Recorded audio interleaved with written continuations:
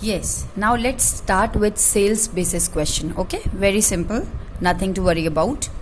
Question number 7, the question which we have left because those were connected with sales, now we are going to do that. Let's begin with question number 7. Dinkar Navita Vani were partners, were sharing in the ratio 3:1. Navita died on which date? 30th June. This Navita died on 30th June 2017. यहाँ तक ठीक है सबको? आगे बोला जा रहा है हर शेयर ऑफ प्रॉफिट. अभी तक हम कर रहे थे टाइम बेसिस. आपने देखा था क्वेश्चंस में हमेशा क्या बता रखा होता था कि आप एक काम करो, पिछले 3 साल का एवरेज जो आता है वो मान लो, या आप एक काम करो जो पिछले साल का प्रॉफिट है वो मान लो. तो किसी समय के बारे में बात की थी. Now in sales basis sales से रिलेटेड होगी, यानी कि अगर इतनी सेल्स है तो इतना प्रॉफिट हुआ है, ऐसे करके क्वेश्चन में एक्सप्लेन करती हूँ, आपको बताना. Her share of profit for the intervening period was based on the sales during that period. वो कह रहे हैं भाई नविता की डेथ इतने तारीख को हो गई है 30th जून. 1 अप्रैल से लेके 30th जून के बीच का जो भी पीरियड है उसकी सेल्स, यानी कि 3 महीने, ये 3 months की सेल क्वेश्चन में आपको गिवन है कितनी हुई है? 6 lakh.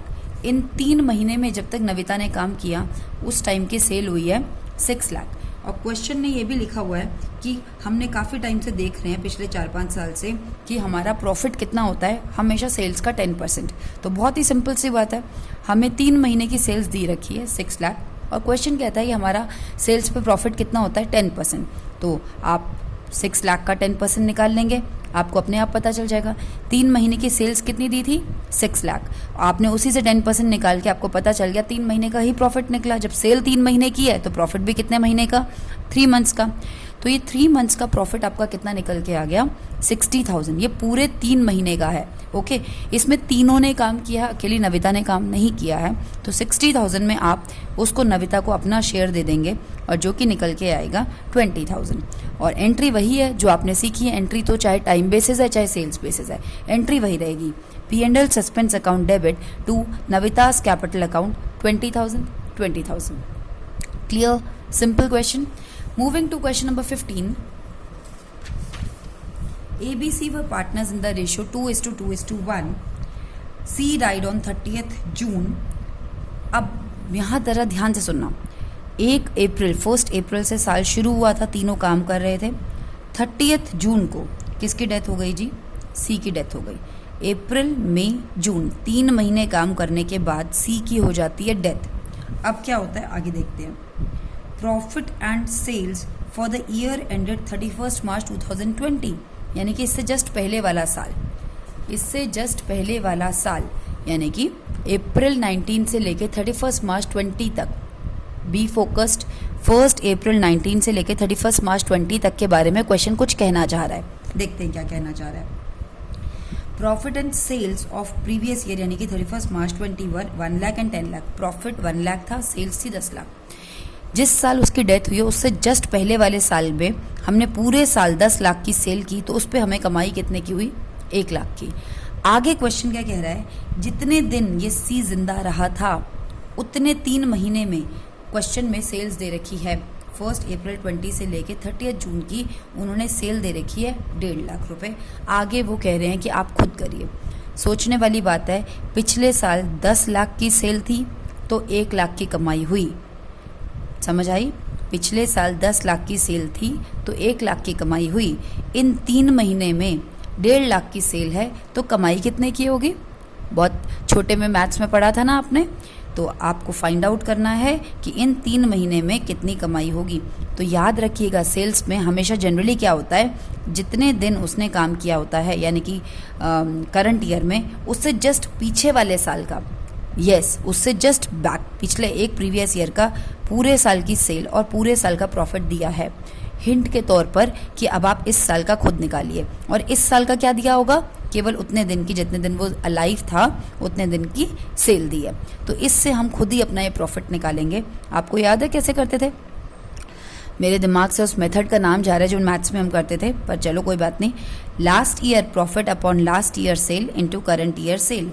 Last year profit upon last year cell into current year cell. पिछले साल पूरे साल में 1 लाख की कमाई अपॉन 10 लाख की सेल इंटू 1.5 लाख की सेल ऑफ करंट 3 महीने।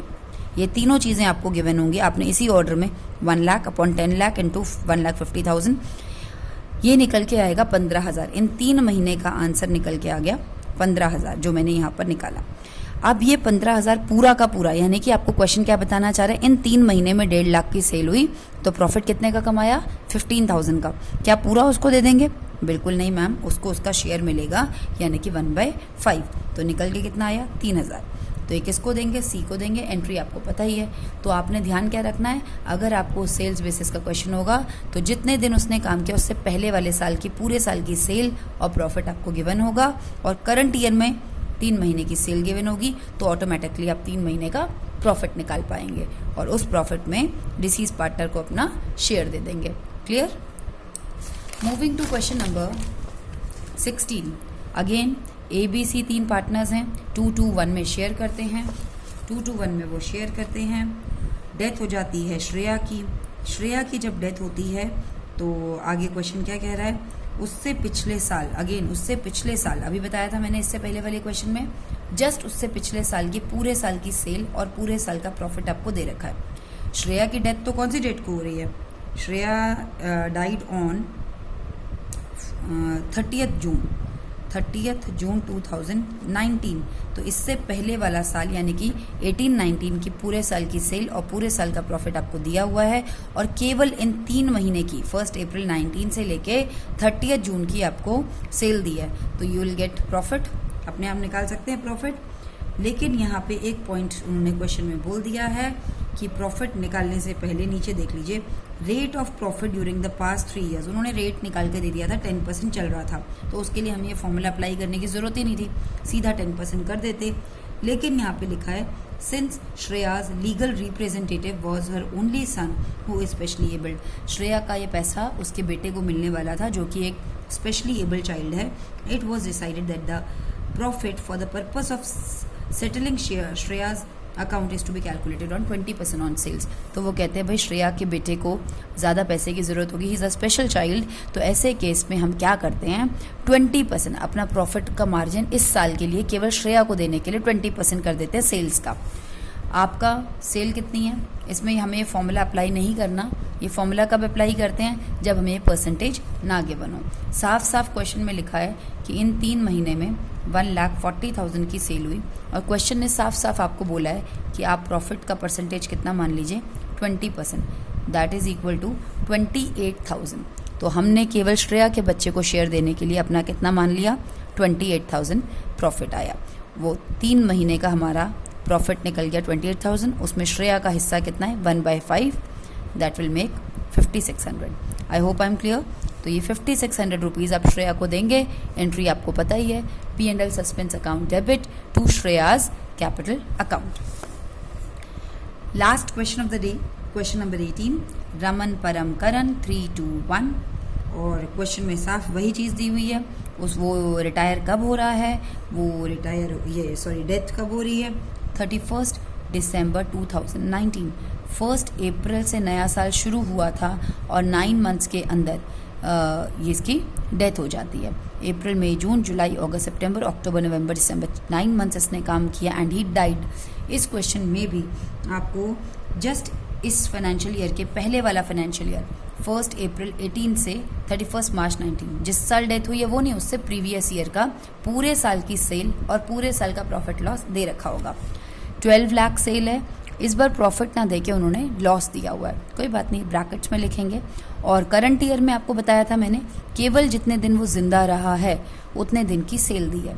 इसमें परसेंटेज नहीं बात की है, तो इसमें आपको वो फॉर्मूला लगाना पड़ेगा, प्रीवियस ईयर प्रॉफिट या loss upon previous year cell into current year cell. Automatically you will get 45,000 in negative. That means this year the firm is going to suffer a loss of 45,000, and in this 45,000 he will be given his share, that is 2/6, and it will make minus 15,000 का loss हो रहा है। किसको loss हो रहा है, परम को लॉस हो रहा है। जब मिलता है तो आप बनाते हो P and L suspense to Param, और इस बार अब आप उनसे ले रहे हैं तो Param to P and L suspense. तो बात सिर्फ इतनी है सेल्स में कि आपको ध्यान किस बात का रखना है, आपको बिल्कुल ध्यान रखना है कि जिस साल उसकी डेथ हो रही है उससे जस्ट पिछले साल का आपको कंप्लीट ईयर की सेल और कंप्लीट ईयर का प्रॉफिट दिया होगा, और केवल करंट ईयर में जितने दिन उसने काम किया है उतने दिन का आपको सेल गिवन होगा, तो उससे उसकी मदद से आप प्रॉफिट निकाल पाएंगे। I hope I'm clear. If anything, if any doubt arise, let me know on my personal number. Okay, beta.